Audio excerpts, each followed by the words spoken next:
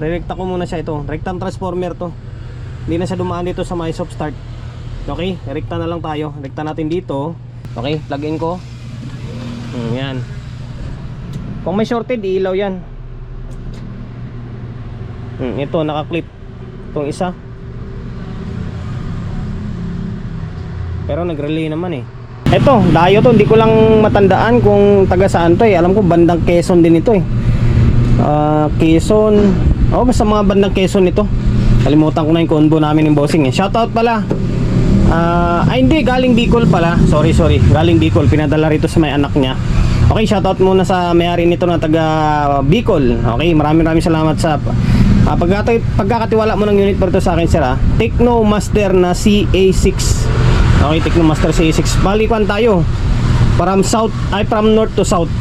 Kasi ito sana yung gawa ko na Kevlar na TX600. Gumagana na sana to. Kaso kulang ng isang IC doon sa may input buffer niya. Kulang, umorder pa tayo nito. Kaya antala yung trabaho. Ngayon, ito, singit muna tayo rito. Apari ito eh. Apari. Ito naman, Bicol, Salesian, north to south. Okay. Ngayon, testing natin ayaw mag-start. Okay, yan yung isa sa issue nito eh. Ayaw mag-start.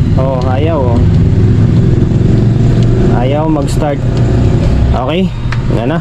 Banata na natin to. Ito yung mission natin for today's video, na sana magawa natin to. Tecno, bira lang ako makagawa ng Tecno ngayon. Puro mga CE talaga. Ngayon, baklasin ko muna itong takip para mas makita natin yung loob, para matroubleshoot na natin kung anong pinaka issue nito. Ito pa lang ayaw na mag-start. Kahit ilong press mo. Sige, long press natin. Wala, ayaw talaga. Dapat gagana na yan.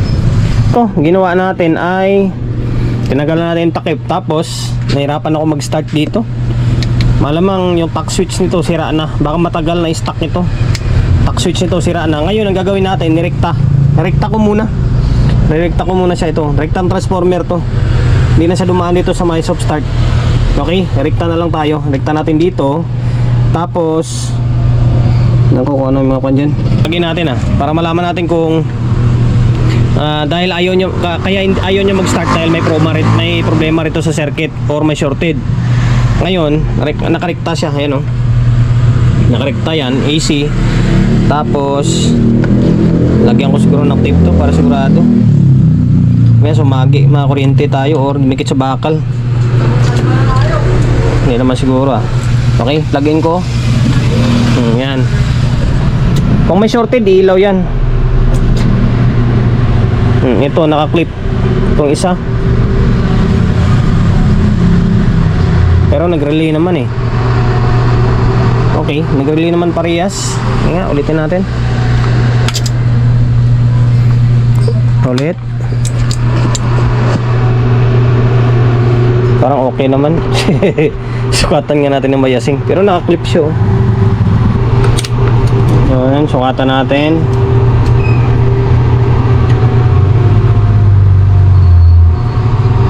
Zero dito Zero dito. Mababa lang yung bias nito eh. Okay, ito meron.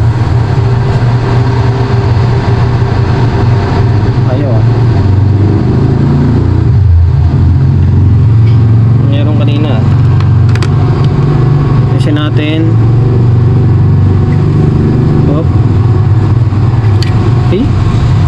Delikado.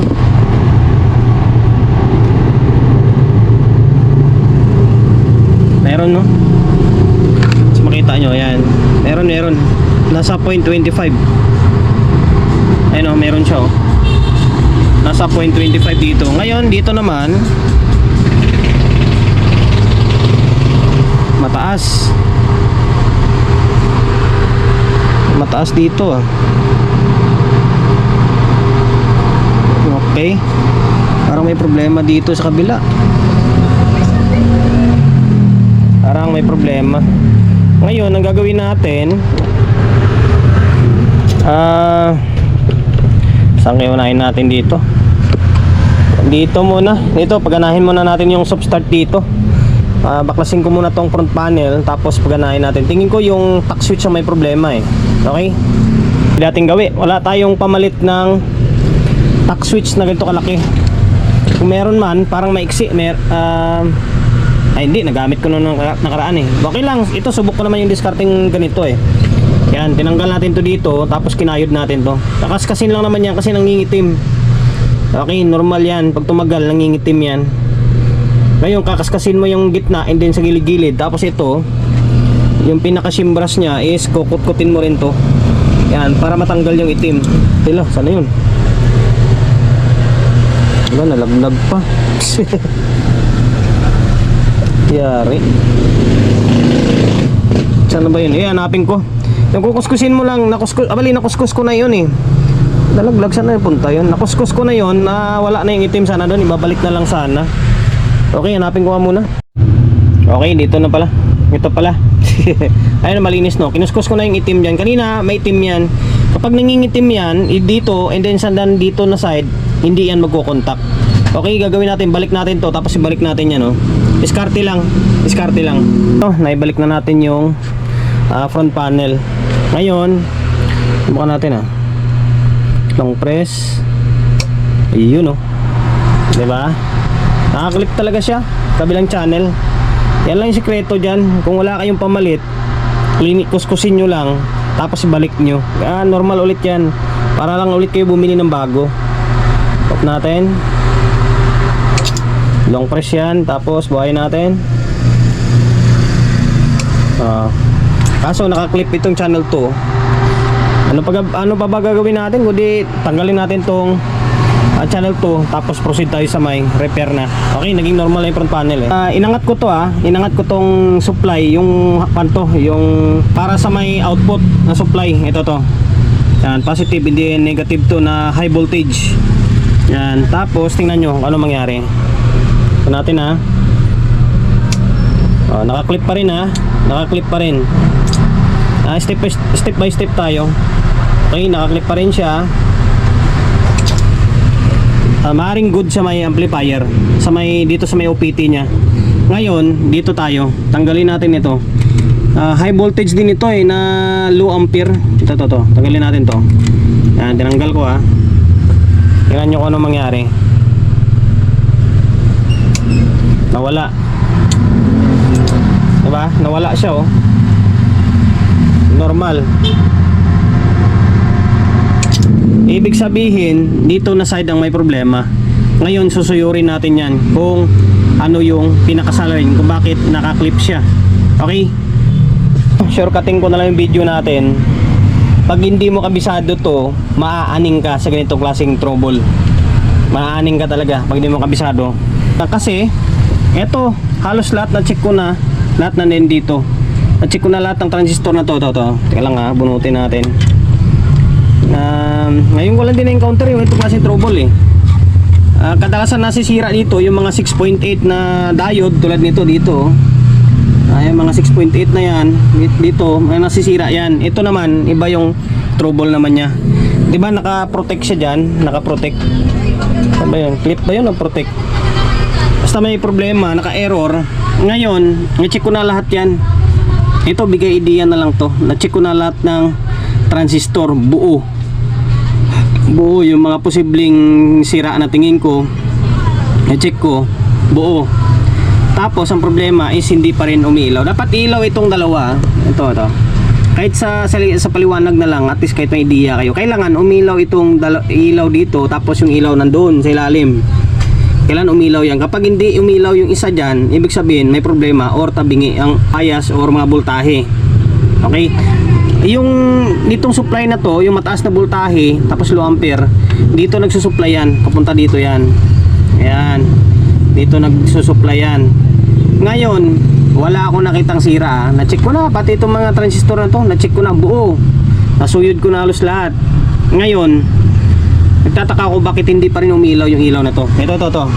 Ayan, sira ito, sira ito. Akalain mo pag nasira ito, magkakaproblema rin dito. Ngayon, i-check ko pakita ko sa inyo. Para kahit paano may idea kayo Na dapat ilaw to dito. Okay, wala oh. Oh, wala. Baliktarin natin. Kita ba? Uy, umikot.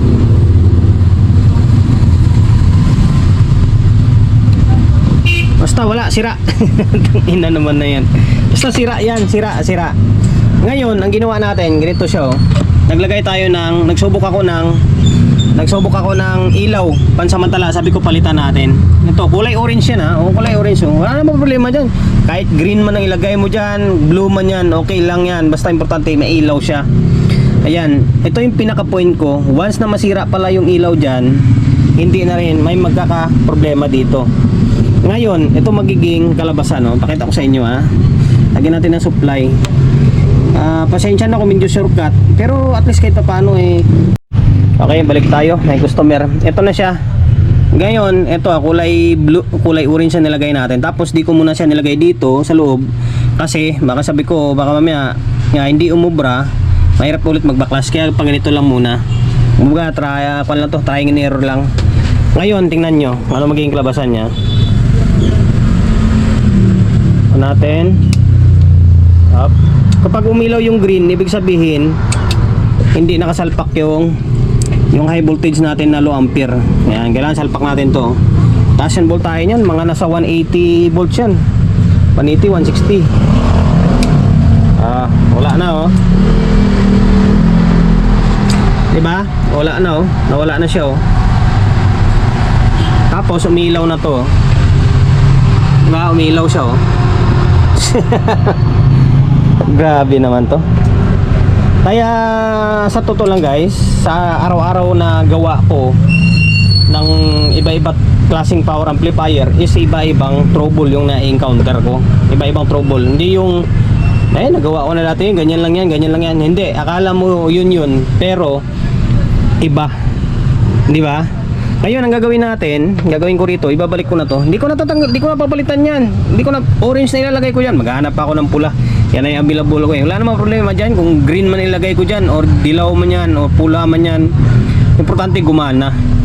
Okay, ganun ka-importante yung ilaw na yan. Ganun ka-importante yung ilaw na yan.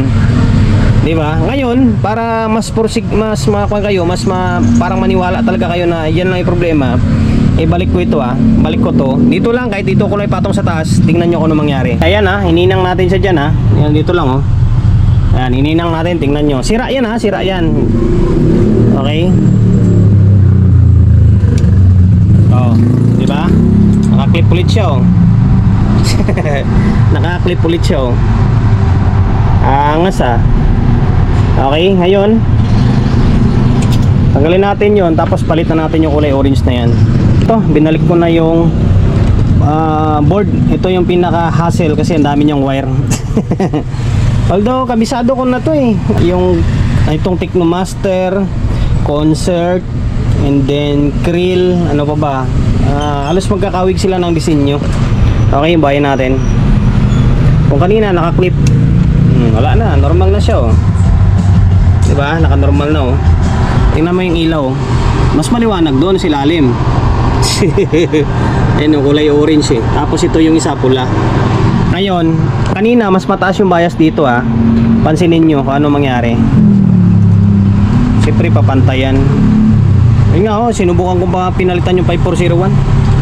Sabi ko baka leak lang. Wala, ayaw talaga. Tingnan nyo, halos na sa 0.25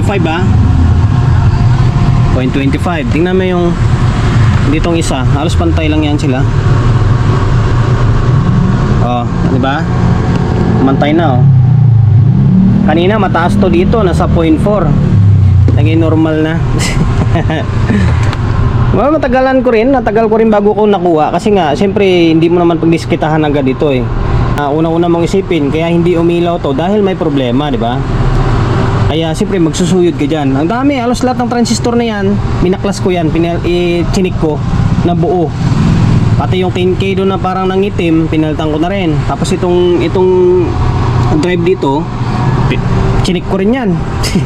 Tapos doon na yung pinakahuling kuwang ko, hula ko. Sabi ko bakit hindi umilaw? Yung check ko nga, pag check ko nga hindi umilaw, kaya binunot ko, and then sinubukan ko, nilagyan, doon nga nagka problema. Ayan, dagdag kaalaman niya na, di ba? Okay, ngayon lagyan natin ng speaker, and then balik ko pala muna ito, tornilyo ko na maayos. Tack switch natin, okay na, working na. Naglagay na ako ng speaker, and then may problema pa din dito na side. Dito nagiging okay, naging normal yung tunog. Dito naman mahina. Ano ba yan? Sabi ko pambihira naman, oh. Ito yung problema natin sa kabila. Sa kabila pala may problema din. Ito naka-on na siya, naka-active na pala. Mag-play tayo ng music. Nakakabit na speaker yan. Tapos naka-stereo mode tayo. Tingnan nyo, channel 2 goods, oh.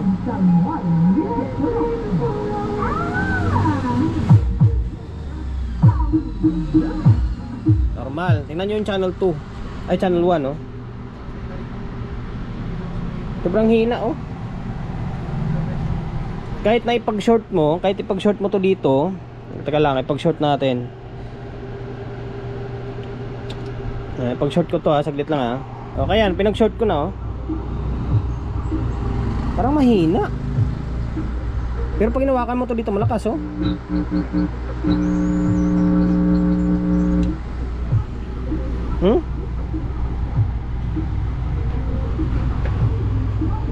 Baka hindi lang gumagana. Ayun, gumagana talaga siya, oh. Ganyan nakalakas yung buga niya. Pero maliwanag siya, oh.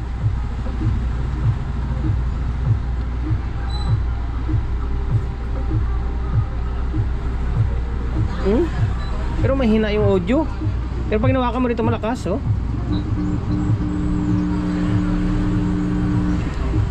Tambihira na yan. Hanapin natin pa to para may pang-upload tayo ngayong araw. Binaklas ko itong board. Hinahanap ko kung may problema. Walang problema rito sa board. Ang problema is nandun sa may input buffer na naman. Ayan, nakakonect na naman yung may wagang pad natin, oh, yung audio tracer, oh. Nag-testing tayo, may problema talaga dito. Yung mga switch na may problema. Ngayon naglangis lang tayo or nag-contact cleaner tayo. Nalagyan natin yan. May problema yung bridge, mono, and then parallel niya. Tapos dun sa may lupas, bypass, pambihira na yan. Kaya pala tabingi yung tunog niya kanina. Ngayon ito na maging labasan. Ayan, oh. Liwanag na yung ilaw. Malakas na.